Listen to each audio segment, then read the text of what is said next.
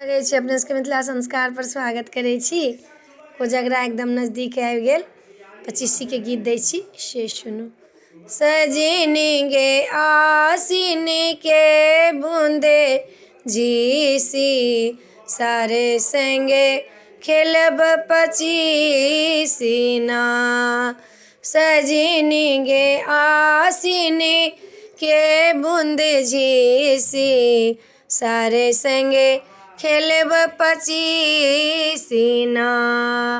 कथी के थारी कथी के बाटी कथी के कौड़ी ना।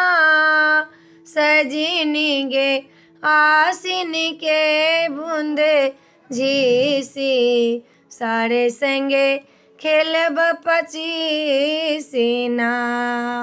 सोना के थारी रूपे कटोरी चांदी के कौड़ी ना।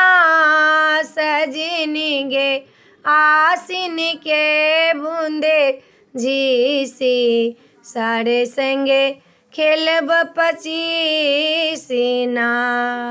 सारे हारे बहनोइया जीते सारे हारे बहनोइया जीते सखी सब मारे पीकी। सजनी गे आसिन के बूंद झीसी सारे संगे खेलब 25 ना।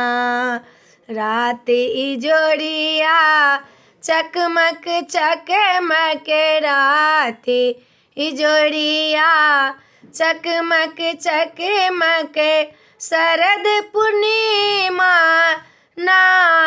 सजनी गे आसिन के बूंद झीसी सारे संगे खेलब 25 ना।